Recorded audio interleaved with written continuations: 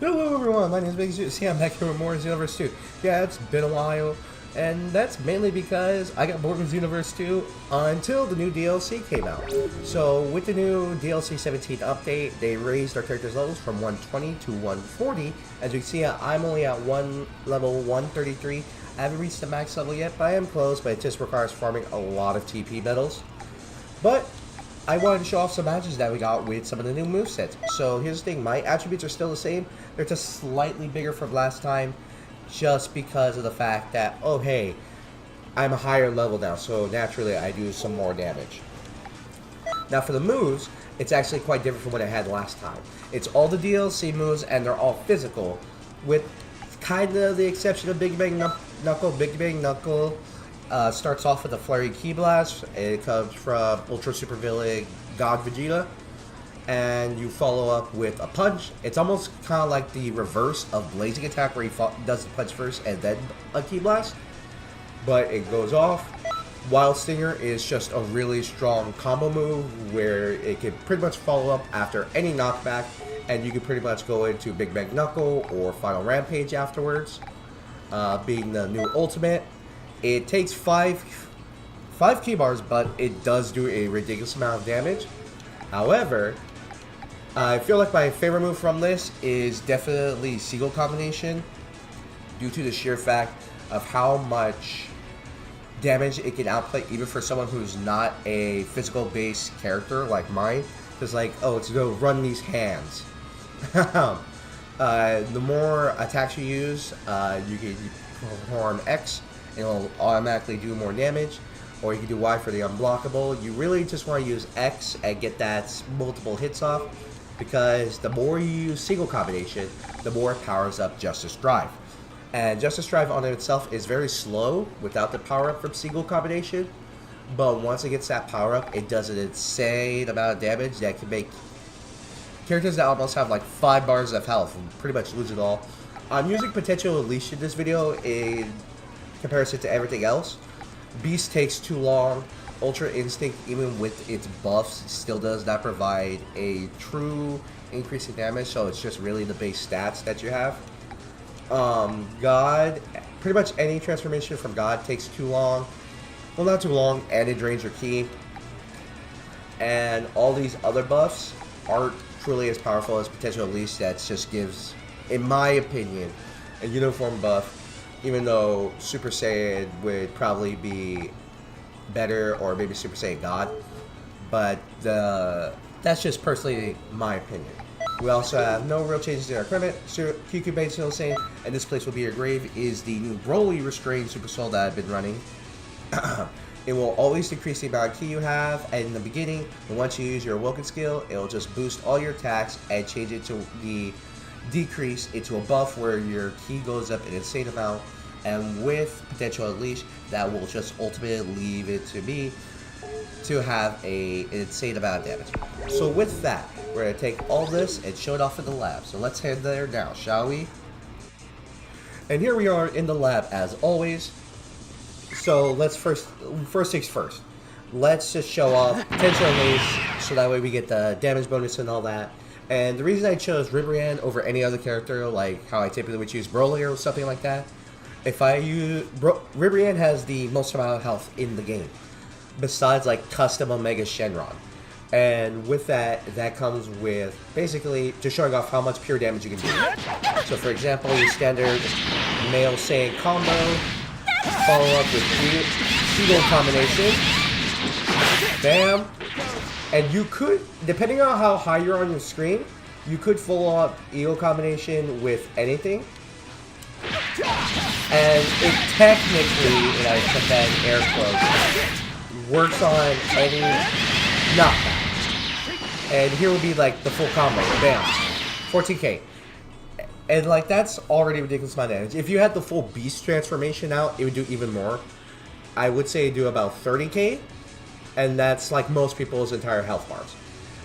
Let's get out for the Rampage. Obviously, it doesn't do as much in this current moment because Ribrianne's Super Soul, but 6k against Ribrianne Super Soul that's supposed to do a bunch of damage reduction is fairly impressive. And So here's like the full combination of two moves I want to get off. You already saw the other one, but here's the single combination. If I didn't screw it up, for example, here's what it would actually be, and it does do a ridiculous amount of damage. And you see it immediately falls up, and just look at the sheer damage this puts out. 23k, basically 24k. Like I said, that's one-shotting most people. Because look at the sheer amount of health that Ribrianne has. Especially in the stamina break. But it's only cinematic until the very point. But look how much startup Justice Strife has when it's not being used off the single combination. And it has a lot of startup.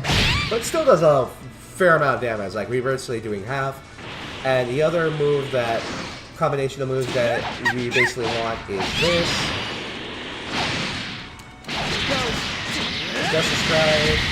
And you technically can follow it up with Fire Rampage, but if you do Big Bang Knuckle, which is just a very good move, I feel like it does more. But I could be wrong. So here's just the standard combo again.